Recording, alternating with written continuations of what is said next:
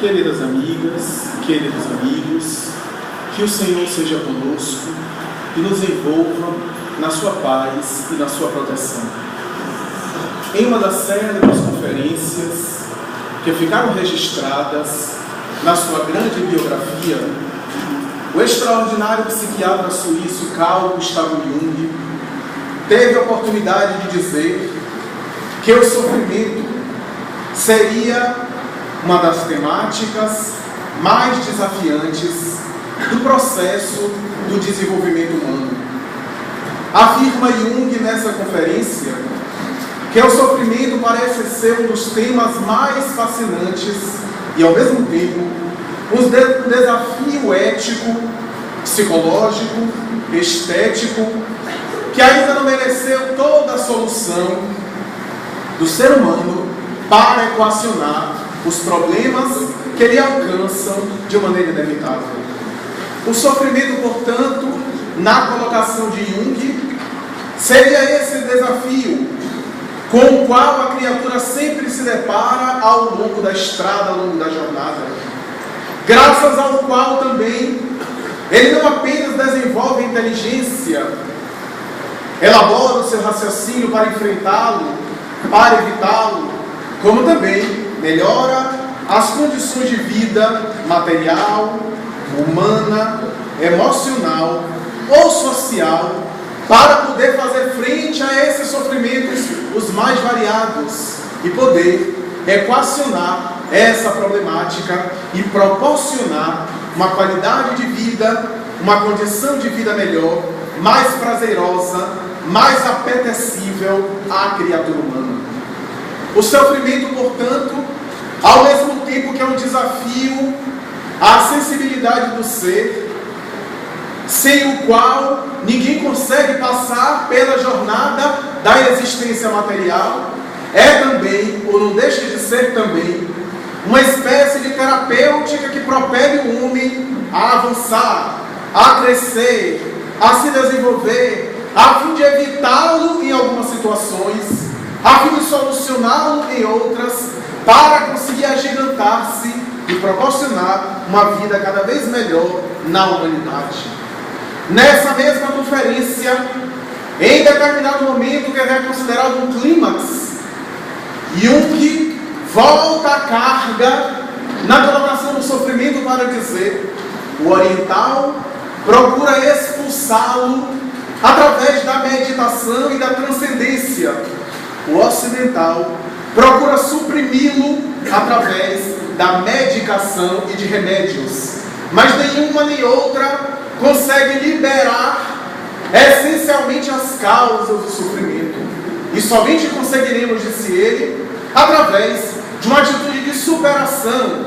Superação essa que temos como modelo maior, ainda na colocação do extraordinário psiquiatra de Zurique, a própria figura do Cristo, como sendo a essência do modelo psicológico que, para superar o sofrimento, enfrentou, suportou, a fim de poder eliminar as suas causas de maneira integral.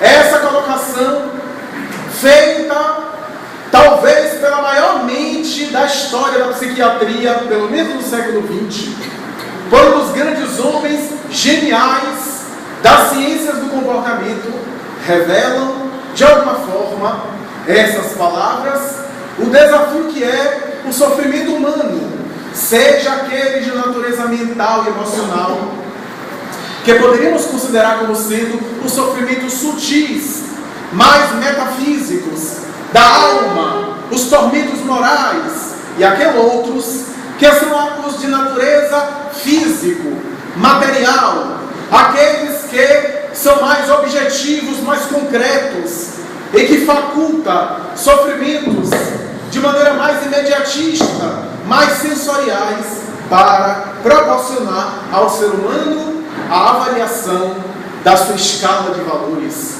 É natural que esse sofrimento já foi naturalmente pensado ao longo dos tempos.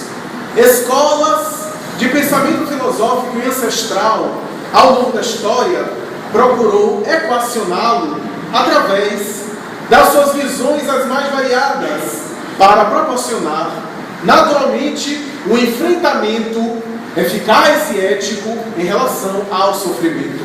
As escolas da filosofia ancestral estabeleceram lutas ou estratégias filosóficas, epistemológicas, psicológicas com relação ao sofrimento. E é natural que essas estratégias foram levantadas ao longo dos tempos para poder, cada uma delas, dar um enfoque diferente acerca do sofrimento humano e poder solucioná-lo. É assim que encontramos o hedonismo grego, que era baseado também na luta com relação ao sofrimento. Se a vida é sofrimento, diziam os grandes filósofos do hedonismo grego, necessário se faz fugir, evitar o sofrimento. E o antagônico do sofrimento, o oposto do sofrimento, seria a busca do prazer.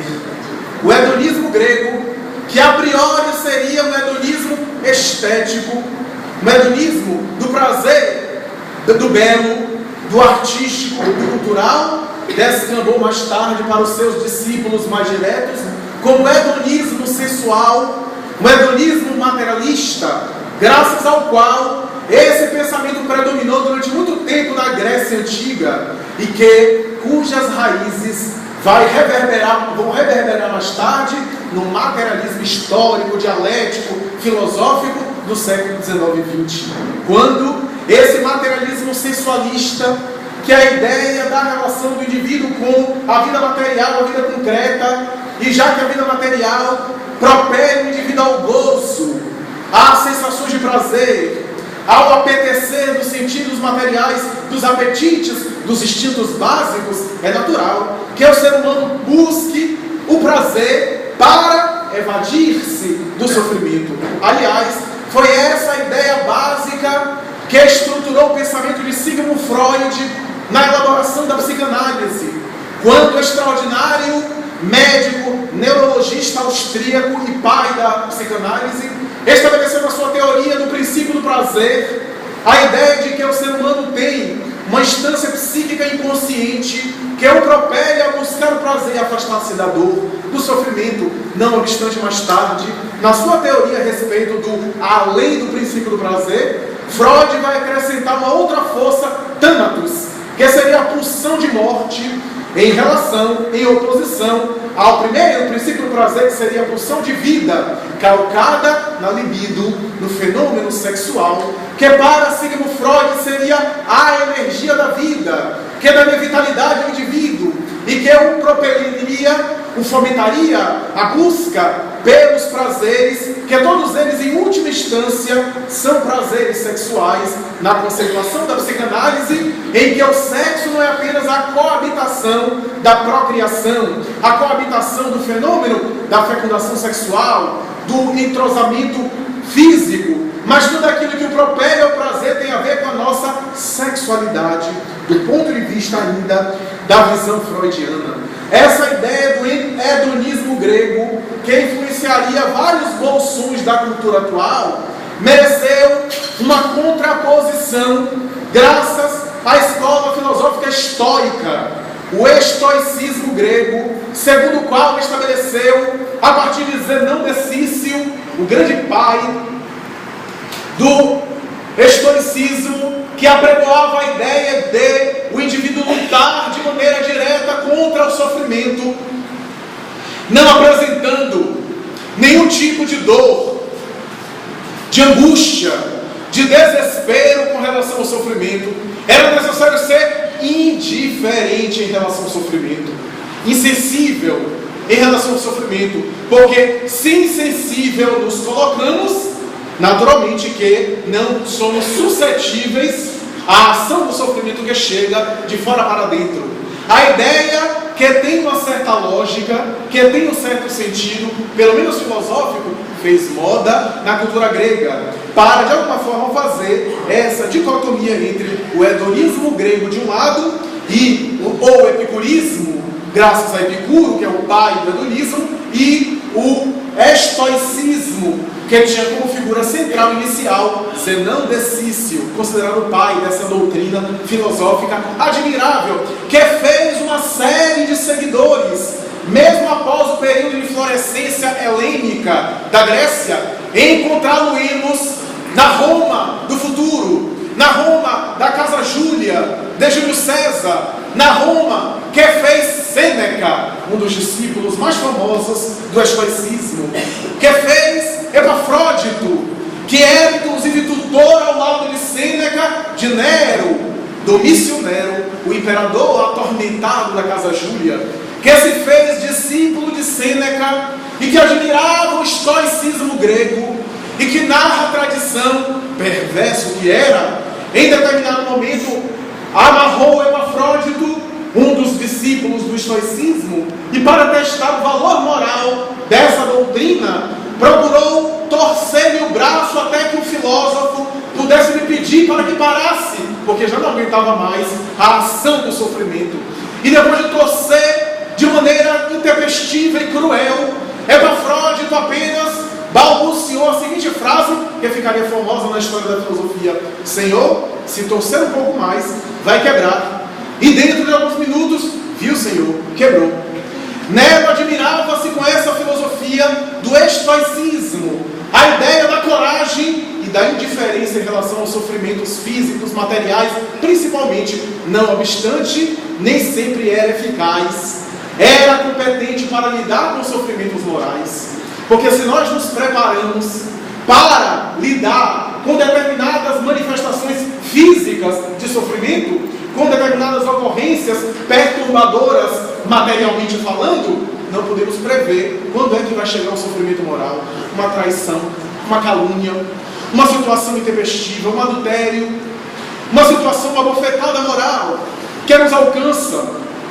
Essas ocorrências são imprevisíveis e estão acima de nós. Então o indivíduo pode se preparar diante de sofrimentos materiais, mas não pode prever os sofrimentos da alma, os sofrimentos morais, dando-lhe uma situação quase esquizofrênica ou esquizoide, porque essa colocação de indiferença ou de insensibilidade em relação a tudo, ou ao sofrimento que ainda vai chegar e que ele não sabe quando vai chegar, lhe dá uma postura de frieza, de indiferença, mas também de tristeza, de tédio, de falta de sentido, de falta de espontaneidade, de falta de psicologia, de subjetividade, de singularidade, para que a criatura se manifeste de maneira espontânea com seus afetos, as suas manifestações, as suas idiosincrasias, que são naturalmente associadas aí à espontaneidade.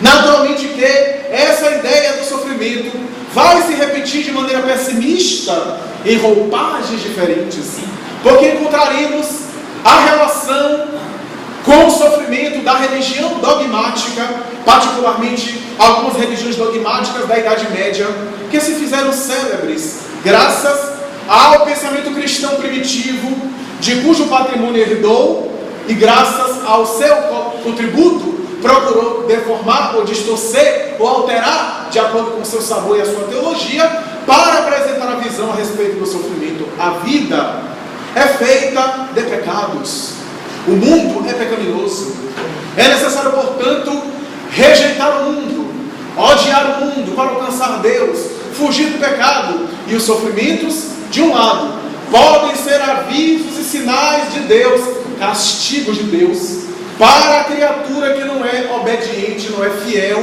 aos preceitos da igreja, da autoridade eclesiástica, ou então pode ser, além disso, castigo de Deus, por meio do qual ele permite as interferências demoníacas, as demonopatias, que fizeram-se célebres na Idade Média.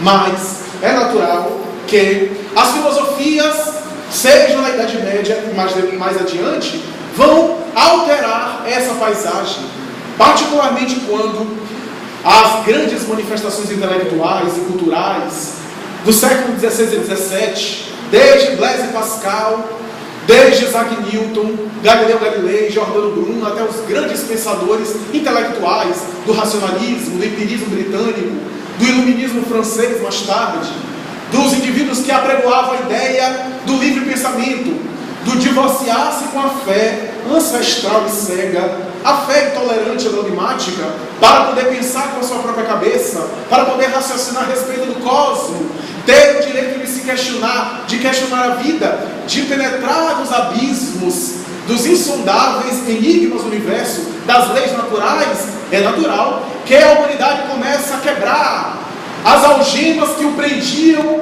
que aprendiam as masmorras da Idade Média, a intolerância e o preconceito. E é natural que surgiu o materialismo, os grandes pensamentos do século XIX, a ciência contemporânea, que começou nas suas pegadas iniciais com os grandes laboratórios em linhas gerais e as academias, principalmente do século XIX, com a fisiologia, com a anatomia, com as grandes ideias da célula, da frenologia de Gall, uma série de ideias que começaram a surgir para estruturar a base do pensamento científico contemporâneo. Naturalmente que, a partir desse momento, desse caldo de cultura, as filosofias que abandonaram já de muito tempo a beleza estética e poética, filosófica e espiritual das teses socráticas, das ideias platônicas, das belezas e concepções aristotélicas, para apenas pensar em termos do empirismo, do positivismo, são as filosofias da ciência e mais tarde as filosofias que se derivaram desse pensamento científico que estava em voga, estariam naturalmente arraigadas ou atreladas à negação sistemática, ao materialismo geral, ao ceticismo, e é natural que essas ideias vão desembocar nos pensamentos pessimistas dos grandes filósofos do século XIX. Desde Schopenhauer, o grande filósofo alemão, que apregoava a ideia segundo a qual ele dizia: a vida é sofrimento. Ele dizia: o ser humano é o animal que tem a funesta capacidade de raciocinar. Era a ideia que ele repetia e apregoava, a ponto de fazer apologia ao suicídio como solução para o problema da angústia. Problema esse que mais tarde merecerá uma análise um pouco parecida do existencialismo de Søren Kierkegaard, que também vai examinar o problema da angústia com uma conotação profundamente pessimista e perturbadora, materialista, para não me referir a Friedrich Nietzsche, também pessimista, descrente de qualquer concepção espiritual, metafísica, principalmente da sua época, e naturalmente fazendo uma ponte com o sofrimento, estabelecendo o seu raciocínio de que o sofrimento parece não ter sentido. Ele que costumava exclamar que a morte parece ser um absurdo, Nietzsche e outros, é natural que eles estão repetindo teses antigas que filósofos e religiosos da velha Índia, da China antiga, desde Confúcio a Lao Tse, já haviam apresentado, só que esses filósofos espirituais elaboraram conclusões de natureza otimista diante do sofrimento.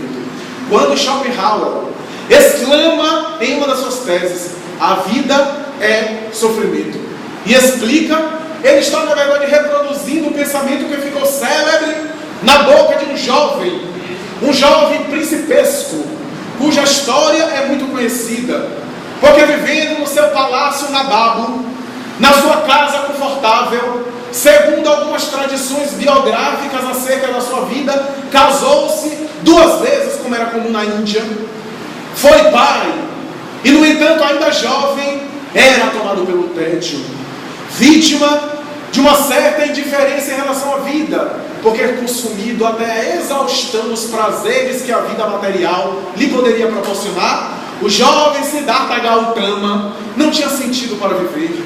A vida era um suceder de luxúria, de prazer, de apetites materiais, até que, em determinado momento, diz a tradição, que ele resolve sair dos muros fortificados e grandiosos do seu palácio, acompanhado de um trabalhador braçal, de um servo de confiança, que é o pai, o seu próprio pai, permitiu, o rei de uma região da Índia, para que ele pudesse ali contemplar a vida e poder concluir o quanto ele era abençoado, bem-aventurado, como diz na própria tradição indiana, como ele era envolvido em paz e felicidade quando ele olhasse a vida para além dos muros do palácio. Siddhartha Gautama sai acompanhado desse servo, e ao passear pelas ruas, ele começa a dialogar com o servo, perguntando o que é aquilo ali. Era um mendigo, esfoimado, pedindo pão, pedindo dinheiro para a alimentação. E ele então, profundamente perturbado com aquilo, nunca havia tido referências a esse respeito, porque o pai o impedia de sair para fora do palácio. O servo diz: meu senhor, aquilo dali é a fome, é a miséria. E ele: o que é a miséria? E o servo tenta explicar. Ele vai mais adiante e encontra mais adiante alguém com pústulas purulentas, com a hanseníase, a lepra, com o corpo em putrefação cadavérica em estado avançado. Era um cadáver que respirava em estado terminal do Hansen, na época lepra, e apresenta-se a ele pedindo alguma coisa, e ele olha e diz: o que é isso? Meu senhor, isso é a enfermidade, é a doença. E ele então começa a perceber o quanto era saudável a partir daquela referência que ele via. E ele vai mais adiante, e ele percebe alguém em idade avançada com muitas limitações, sem conseguir inclusive articular direito as palavras por causa de uma demência que já estava se instalando, e pergunta: o que é isso? É a velhice, meu senhor, é a idade avançada. Então ele para e se angustia, diz a tradição, volta profundamente perturbado para o seu palácio, e ao invés de exultar com a vida que possuía, conforme o seu pai esperava, entra em um profundo conflito, em uma grande perturbação. Começa a pensar o que fazer e resolve, em uma atitude radical que escandalizou os seus, oferecer todo o patrimônio que ele possuía àqueles que conviviam com ele. A maior cota ele deu para a esposa com quem ele tinha filhos, e assim dividiu, foi adiante para o desgosto paterno, e enclausurou-se em um mosteiro. No monastério, segundo a tradição, permanecendo lá durante 11 anos. 11 anos ele se afligia, ele aplicava-lhe cilícios, ele na austeridade tentava, através da meditação, concentrar-se, mas domar os desejos da matéria, os desejos da carne, os tormentos materiais. E quanto mais ele tentava lutar contra os desejos da carne, menos paz ele possuía, mais tormentos ele agasalhava, como se fosse uma mola que nós empurramos, e quanto mais empurramos, mais força a mola tem. Então ele percebe que estava diante de um conflito, não conseguira encontrar a paz que ele tanto buscava, havia se despojado de tudo, se liberado de todas as coisas materiais, para tentar encontrar a paz que ele já não possuía no tédio do palácio, e não encontrou a paz naquela vida simples, naquela vida despojada, porque não havia encontrado a verdadeira paz de dentro. Então, depois de se afligir, de tentar se domar e não conseguir, de aplicar cilícios, ele sai, segundo a tradição, e ainda em conflito, depois de ser liberado do seu monastério, porque não se adaptou, ele se aproxima de uma árvore bódia, segundo a tradição oriental, uma árvore sagrada, e ao dar a postura de lótus, que é muito comum na Índia, na cultura oriental, ele se posiciona ali e passa a não pensar mais em nada, nem na luxúria, nem na austeridade, nem nos desejos da carne, nem nos tormentos da libido freudiana, prazer de todos os sentidos, nem também a renúncia, isso é, a austeridade, o silício, a violência. Procurou tentar esvaziar o pensamento, e depois de algum tempo, silenciando a mente, esvaziando o pensamento, aquele pensamento, a sua mente foi preenchida por uma certa paz. Ali, ele começou a iluminar-se de tal forma que mais tarde foi dado a ele o nome de Buda, que é uma expressão em sânscrito que significa o iluminado, ou ungido, a semelhança do Cristo, que também é um adjetivo, o Messias, o esperado, ungido, o Buda. E ali ele estabelece as 4 nobres verdades, que são teses essenciais e os conceitos essenciais do pensamento budista. As 4 nobres verdades são os pilares de toda a cultura budista e a base fundamental de todas as doutrinas budistas que existem hoje, desde o Zen budismo até o budismo chinês. Tem como base essencial essas 4 nobres verdades do pensamento de Buda, segundo as quais a primeira dela é a seguinte: a vida é sofrimento. É a tese que Schopenhauer vai repetir no século XIX. A vida é sofrimento. Porque todas as vicissitudes da vida são desgastes materiais, concluía Buda. A matéria é impermanente.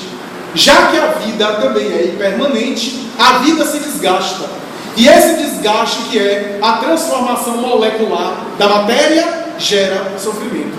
Daí é inerente na vida essas transformações sucessivas, às quais nós damos o nome de sofrimento. Então o sofrimento é inevitável, porque mesmo a felicidade de agora é a ansiedade de não ter felicidade amanhã. E depois que a felicidade passa, é a saudade da felicidade que teve que não se tem mais. Então a vida é um constante sofrimento, porque são vicissitudes de natureza material, mas são vicissitudes também de natureza moral. As perdas, as frustrações, as preocupações, as ansiedades.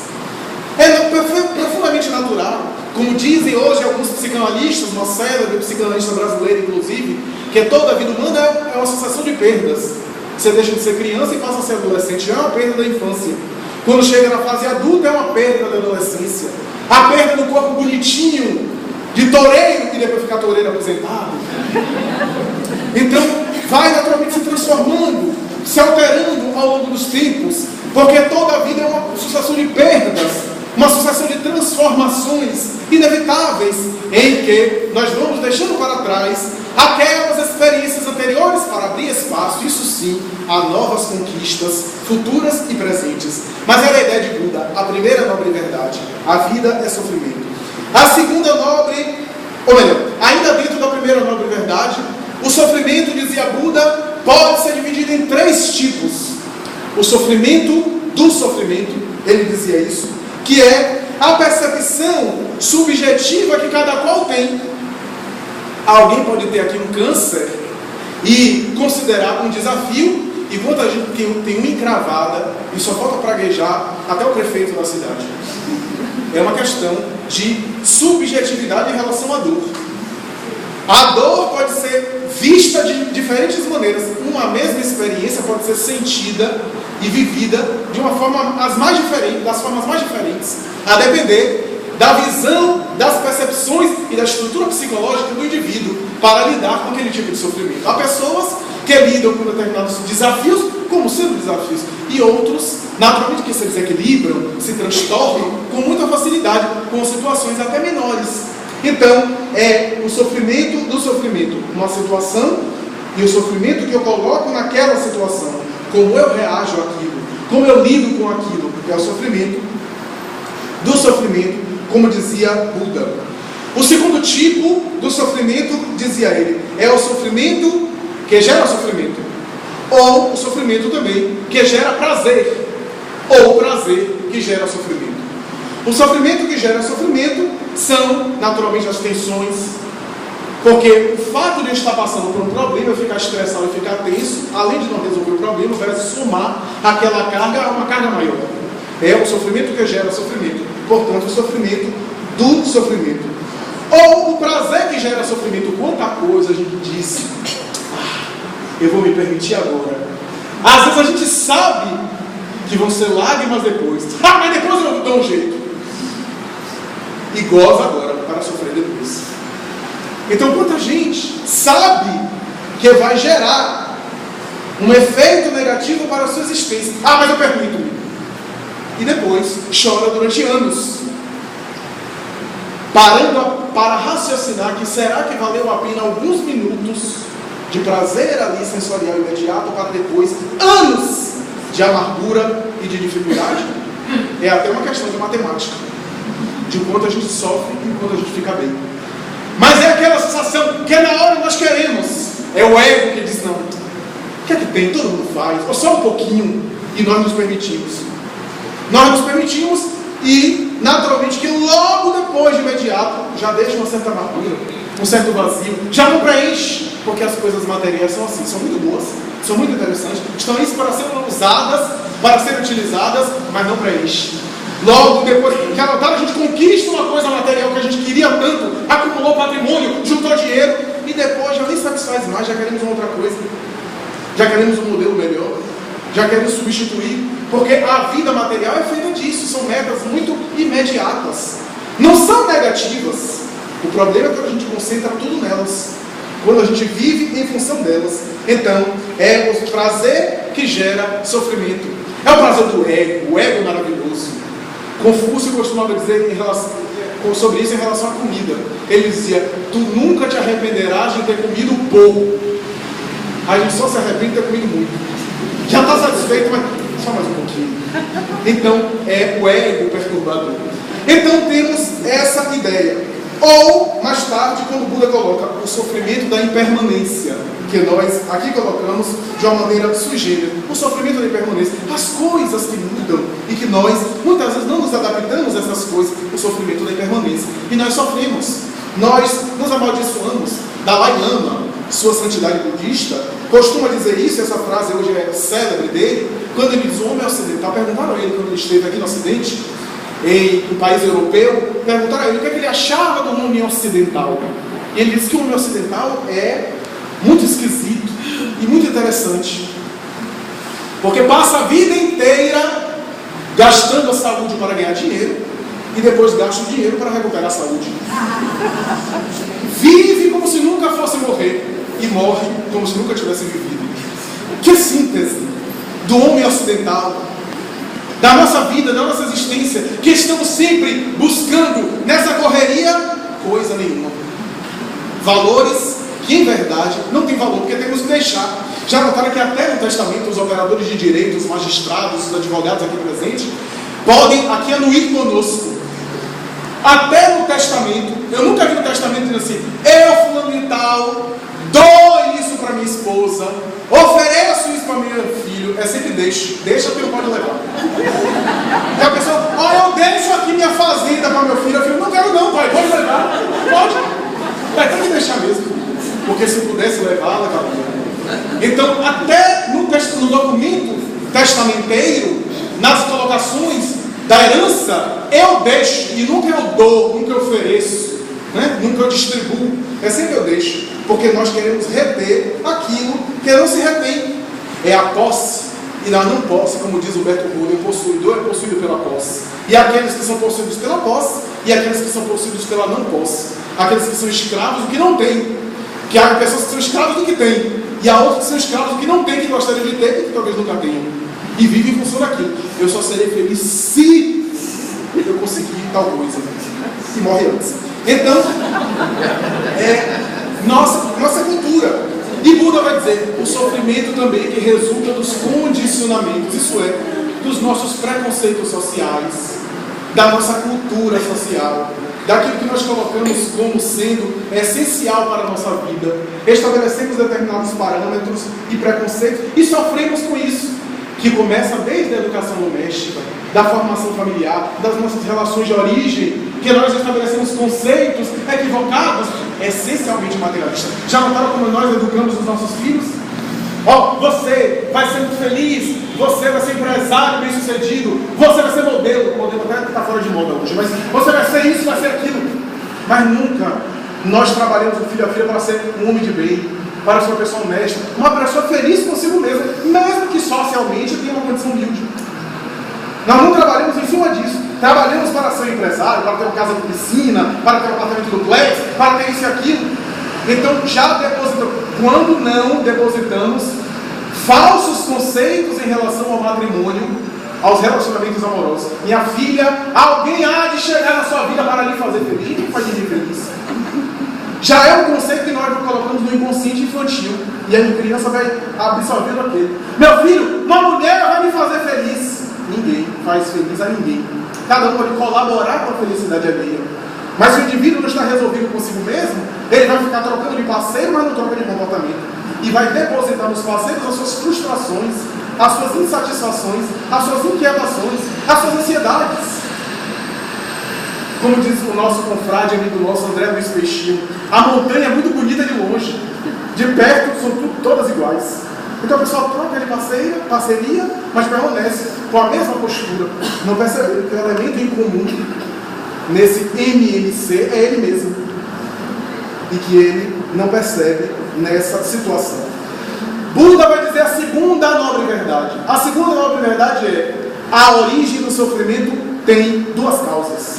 Causas atuais e causas ancestrais, que ele chamou causas kármicas ancestrais e causas externas que acontecem no momento atual. Não obstante, nós podemos dizer que há sofrimentos que não permanecem vinculados a causas anteriores nem causas atuais, mas são opções adredemente estabelecidas. Seres de escola que escolhem determinado sofrimento sem necessidade de passar por eles, para nos dar o exemplo, para nos iluminar, porque nem toda dor é resultado de atos equivocados do passado. Quando nós vemos Jesus sofrendo, ele não tinha karmas, ele não tinha débitos anteriores, ele optou por aquilo, sem precisar, mas optou para nos... Ele queria de pessoa, de modo próprio, pessoalmente, vivenciar aquilo para nos demonstrar como fazer de maneira pessoal. Enviou os embaixadores dele antes dele, e depois dele também, mas quis dar o exemplo em pessoa. Quando nós vimos Francisco de Assis sofrendo o máximo das dores físicas e morais, e a tradição espiritual diz que ele já era um espírito também sublime de escola, desde quando na outra encarnação, ou numa outra encarnação ele teria sido um evangelista de Jesus, o discípulo amado. Então nós temos ali um espírito de escola que escolheu. Quando eu vejo Helen Keller, quando eu vejo Toulouse-Lautrec com seus problemas de saúde na área da cultura, quando eu vejo Beethoven, que Joana de Ângeles afirmou em uma das suas obras, que Beethoven escolheu a surdez sem precisar, para que, ao vivenciar aquele processo que hoje uma cirurgia simples no ouvido restituiria a sua audição, para que ele pudesse deixar de escutar os barulhos da terra e captar as vozes espirituais com a sua sensibilidade. Daí os musicólogos afirmam que a sua música após a surdez total é muito mais bela, muito mais profunda e muito mais sofisticada do que a fase anterior à sua surdez. Os seus últimos quartetos de corda, as suas últimas sinfonias, as últimas sonatas para piano e assim por diante, são obras de uma estatura excepcional. Não apenas voltando ao passado de Bach, de Handel no barroco, como também antevendo a música polifônica e orquestral do futuro que ainda estava por chegar. Então nós temos aí espíritos que rogam determinadas dificuldades para avançar no seu progresso, para desenvolver-se e também para nos dar o exemplo. E assim por diante. A terceira nobre verdade de Buda: qual era a cessação do sofrimento? Como anular o sofrimento? Cessar. E ele vai estabelecer técnicas: a meditação, o pensamento equilibrado, para evitar as tensões, as emoções desordenadas, mas também o cuidado com a higiene, o cuidado com o corpo. O amor a si mesmo inclui a preservação do corpo, porque preservando ele nós temos mais longos anos aqui na Terra. Então esses são os cuidados para a cessação do sofrimento. Poderíamos dizer em linguagem atual também, poderíamos incluir os cuidados médicos, os cuidados que a ciência nos oferece. E também Buda vai dedicar um capítulo para a compaixão, que ele coloca como sendo o perdão a si mesmo, o perdão para o outro, a liberação da culpa, porque as culpas são fatores graves e causais de muitos sofrimentos, para gerar naturalmente tormentos desnecessários. Mais adiante, na última nobre verdade, Buda coloca a libertação do sofrimento. E ele coloca a libertação do sofrimento como quando o indivíduo se ilumina, a iluminação, que ele coloca como através da compaixão, o indivíduo ao se iluminar, ao alcançar o Nirvana, o caminho do meio, nem o extremo nem o outro, mas a paz do Nirvana, ele se ilumina de tal forma que se libera das cargas do samsara, a roda das reencarnações purificadoras, punitivas, expungitivas. Ele se libera desse ciclo vicioso de volta, retorna para repetir experiências fracassadas e poder superar-se. Então é a ideia do pensamento budista. Mas o espiritismo, muitos séculos depois, não apenas vai fazer justiça ao budismo, resgatar o pensamento sublime de Jesus, mas elaborar ainda teses mais profundas, assessorado pelos espíritos imortais. A doutrina espírita, por intermédio do próprio Allan Kardec, vai estabelecer a lei de causa e efeito. Todo efeito provém de uma causa, toda causa produz um efeito. Todo efeito, portanto, negativo é gerado por uma causa negativa, e toda causa positiva gera efeitos saudáveis e positivos. É uma lei universal. Daí, quando eu agrido o equilíbrio da lei, eu passo a sofrer. A causa profunda do sofrimento está voltada, relacionada com o indivíduo, o espírito que agride a lei, que transgride o patrimônio sublime da lei. E Allan Kardec vai examinar essa ideia especial para dizer que na tese de Jesus já havia a equação de todos os problemas, que está o amor. A psicologia de Jesus é impressionante. O amor a Deus, acima de todas as coisas, e ao próximo como a si mesmo, ele sintetiza tudo que podemos aspirar na Terra. Porque tudo aquilo que a doutrina espírita explica são elaborações, desenvolvimentos da tese do amor. A própria lei de causa e efeito é a lei de amor. Quando eu amo, eu estou seguindo o equilíbrio da lei e passo a sofrer as consequências positivas do amor. Quando eu não amo, eu agrido a ética da lei e passo a sofrer as consequências do meu não amor ou do meu desamor. Daí a lei é o amor. E a antítese do amor é o amor fora da lei, como diz uma bela mensagem psicografada por Chico Xavier. Então o amor é a grande psicoterapia, a grande terapia de Jesus, que nos oferece a solução para os problemas do sofrimento, para nos dizer que enquanto estivermos endividados perante a lei, experimentaremos as consequências daquilo que semeamos. No entanto, agora estamos semeando novos frutos. Embora colhendo frutos anteriores, podemos sempre, com o nosso livre-arbítrio atual, semear opções diferenciadas para ter uma felicidade, não agora, que o povo quer fazer o bem em 15 minutos e que já quer ir para o reino dos céus. Não. Como dizia Chico Xavier, nós temos séculos de sombras e alguns anos de luz. Então é natural que as sombras ainda abafem um pouco ou façam interferência na vela que estamos agora acendendo. É natural. O passado ainda é verdugo do nosso presente, interfere no nosso presente, mas já estamos semeando para colher depois. Da mesma forma que semeamos no passado, estamos colhendo agora. É a lógica da lei de causa e efeito. O que é que vale dizer que somente vai acontecer comigo o melhor para o meu progresso espiritual?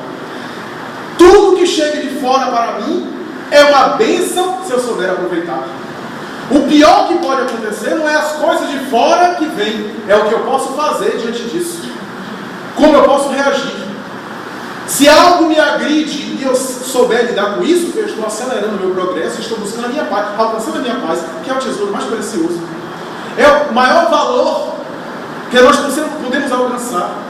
Porque se outros valores fossem tão importantes, não estaríamos vendo toda hora na grande mídia pessoas famosas, pessoas de destaque optando pelo suicídio, pela destruição, pelo exceder-se das drogas, pelo descalabro moral. São poderosíssimos, são influentes, alguns são festejados, admirados, mas não se amam, não amam e não se sentem amados. Porque raramente um poderoso que brilha muito é amado, é invejado, detestado. E aqueles corifeus que estão ao seu redor estão na busca, à semelhança de ratos, no geral, de também um pouco de luz, a luz que brilha deles, para depois, quando começar a naufragar, os primeiros a pular são esses bajuladores insensatos. E esses que estão de destaque, sabem que são bajuladores, que estão ali apenas para insensatos, são profundamente infelizes, embora tenham tudo, mas não são tudo.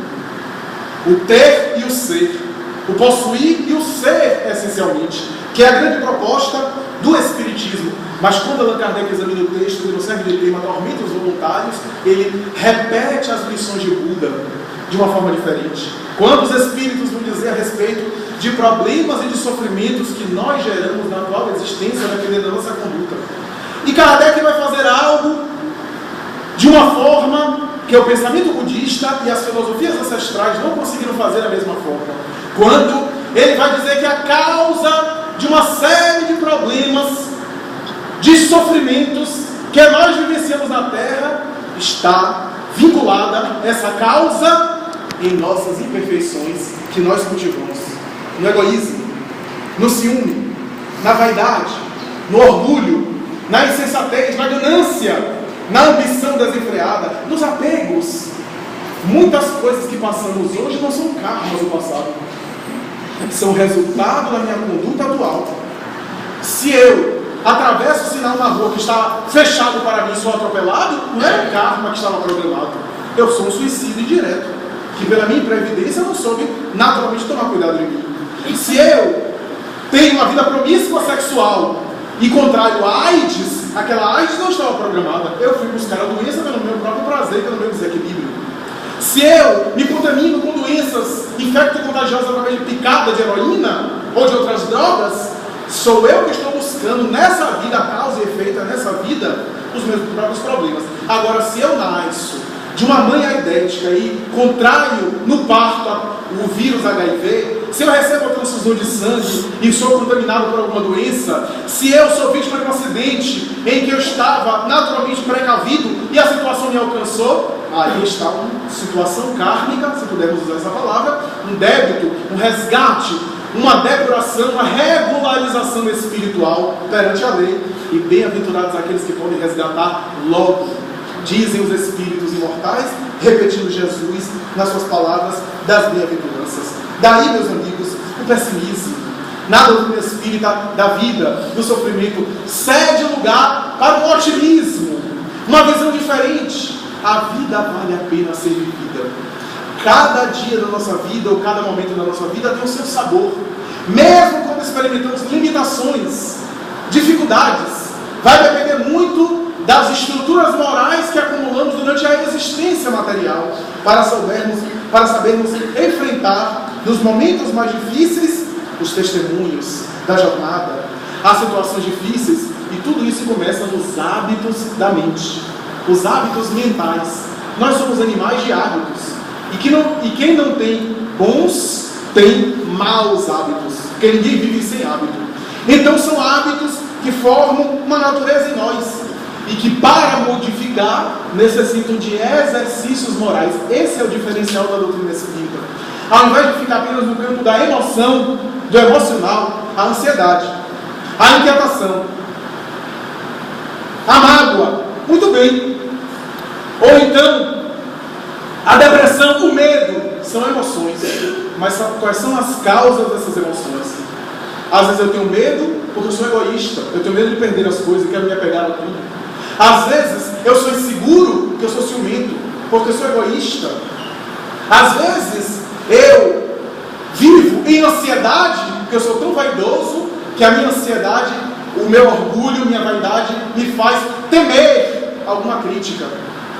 Minha imagem fica arranhada perante as pessoas, então eu vivo tenso emocionalmente, com medo de alguém dizer alguma coisa. E aqui para nós sempre vão dizer, porque da psicologia humana, inclusive, fala mais mal do que bem. É uma maravilha, as pessoas falam mal, é isso mesmo. E a gente diz, louvado seja Deus.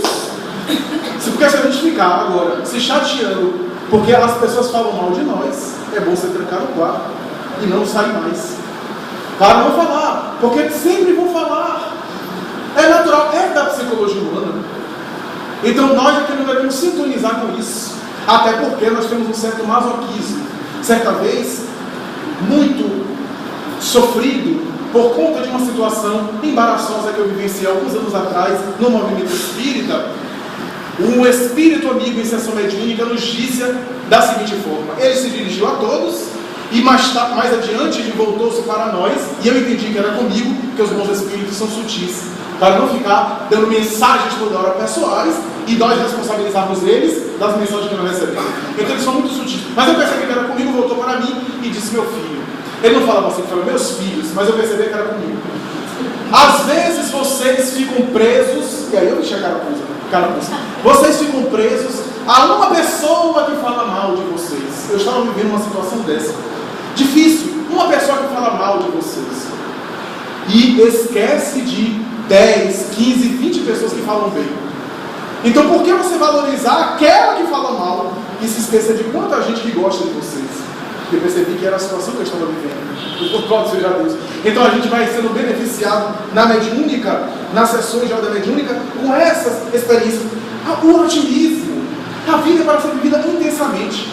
O poeta Stevenson, o mesmo que nos deu Os Tormentos de Mr. Hyde e Sr. Jackson, as duas faces, né, de uma mesma realidade, o médico e o monstro.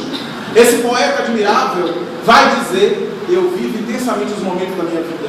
Quando é de alegria, eu bebo até a última gota. E quando é de tristeza, eu também vou até o fim, até o final. Então eu usufruo, nada de ficar fingindo. Eu estou triste, imagina, e vem a dor de cabeça, porque forçou uma coisa para parecer que não era. Não, eu já não estou bem. Ah, não está bem, é uma obsessão. Não tem nada de obsessão. Isso é um problema. Eu estou passando. Nem todo dia é dia de sol, há dia de chuva, há dia nublado. Mas não sou eu quem é, sou eu quem está temporariamente. Que vai deixar. É uma vivência, uma situação. Faz parte do mundo emocional saudável. Se a pessoa só fica alegre, está em esquizofrenia. Então, a vida psicológica normal é feita também de alto e baixo. Um certo alto e baixo, uma certa oscilação. É natural. Então, eu estou bem, mas depois eu vou estar. Então, eu vou superar, vou trabalhar por isso. É natural. E também, quando chegar no momento de alegria, também curtir, vivenciar. Eu conheço uma pessoa que diz assim: eu não vou nem me alegrar muito, porque se eu me alegrar muito, vai acontecer uma desgraça. Eu tenho certeza que tem muita gente, inclusive aqui, que pensa da mesma coisa. O masoquismo nosso é terrível. Eu nem me alegro muito, porque depois é de bomba. E eu digo: minha querida, viva o momento bom. Quando chegar a desgraça, você fica desgraçada. Mas antes, vai ficar desgraçada logo, desgraçada depois? Não. Então vivencie, frua esse momento, até para ter forças para enfrentar a desgraça quando a desgraça chegar. Ah, porque foi um grau. Quando for, enfrenta um grau. Vai ficar 2 graus aqui e lá. Não. É uma questão de inteligência. Sofrer 2 vezes é falta de inteligência. E enquanto estamos na vida, prepararmos de maneira positiva. Novamente a psicologia de Jesus. A cada dia basta o seu mal. Não vos afadigueis com o dia de amanhã. Que as aves dos céus têm seus ninhos. Os lírios do campo têm os seus covis, embora o filho do homem não tenha uma pedra para reclinar a cabeça. Que poesia literária e também a profundidade estética e ética dessa mensagem que ninguém conseguiu repetir conforme ele repetiu, conforme ele colocou. E quando ele olha para o jovem rico e propõe: vai, dá tudo que tem, doa aos pobres e segue-me, o jovem perturbou-se. E os espíritos hoje interpretam essa passagem numa abrangência muito maior. Não é apenas dar aos pobres os valores amoedados, mas é dar-se aos pobres. Quanta gente que é rica de valores amoedados, mas é pobre no sentido espiritual. E a gente pode se dar a eles, pode se dedicar a eles, pode se doar.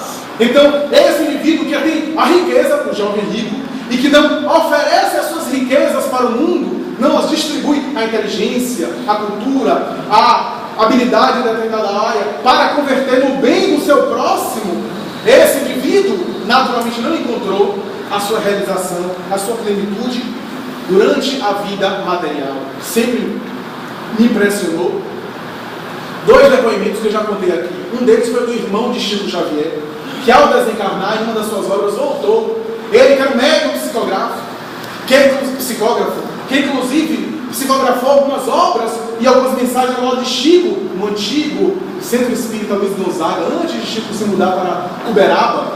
Esse homem, que foi o braço direito de Chico inicialmente na psicografia, e teve um AVC, um acidente vascular cerebral, e desencarnou depois de alguns dias.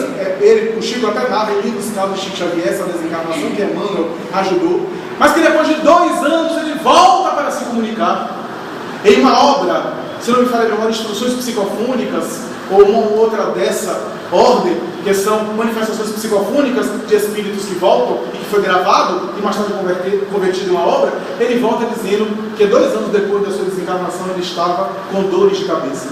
E aquilo inicialmente no passado me chamou a atenção, esse depoimento. E mais tarde, lendo o livro de Otília Gonçalves, Além da Morte, psicografia de Divaldo Franco, eu vi um depoimento parecido, em mensagens que inicialmente eram mensagens espalhadas para uma filha sua, que participava da sessão mediúnica com o Divaldo Franco, e ela veio para confortar a filha, mas essas mensagens foram sendo acumuladas e se transformaram em livro, mais tarde, para sua filha Lígia. E ela dizia que, embora espírita militante, dedicada nos últimos meses da sua vida na Mansão do Caminho como diretora da casa, mãe adotiva de algumas crianças, ao desencarnar, sentiu vinculado ao cadáver. Algumas horas passou na sepultura, sentiu asfixia, a dificuldade de respirar, ali nos despojos cadavéricos, até que a própria irmã Sheila veio resgatá-la, liberá-la, conforme na obra está como irmã Liebe. Liebe em alemão é amor, irmã Sheila, e a libera, e ela sentindo ainda a decomposição material, alguns fenômenos angustiantes, embora fosse uma trabalhadora, e a mim me chamou a atenção, mas na obra ela explica. Ela diz que alguns meses de dedicação à causa do bem não foram suficientes para libertar ela de alguns hábitos, alguns conceitos arraigados, sensualistas, levianos, materialistas, de uma vida de mais de 50 anos, com o pensamento voltado apenas para o materialismo, para a futilidade. Ela mesma fala isso. Nada se improvisa. Nada se improvisa de um momento para o outro. Os tormentos voluntários que nós acumulamos em nossa mente, as coisas que nós alimentamos. E para concluir, permitam-me, além das colocações de Buda, das colocações cristãs ao longo dos tempos, o Espiritismo introduz um outro fator que naturalmente colabora com os tormentos voluntários, ou a partir dos tormentos voluntários nós abrimos espaço para eles, que são as obsessões espirituais, o relacionamento de espíritos conosco, espíritos desencarnados com a nossa mente, perturbando-nos através daquilo que nós cultivamos. Por isso, o cuidado com a nossa vida mental, através do cultivo de boas ideias. Se temos uma ideia perturbadora, pacientemente vamos substituindo, sem briga, sem violência. Se brigamos, a ideia permanece. É uma colocação psicológica muito sutil. Nós vamos transformando os nossos hábitos, mas não permanecemos em ideias fixas. Porque toda ideia fixa pode ser sintoma de uma outra mente querendo predominar sobre a nossa mente. Muita paz.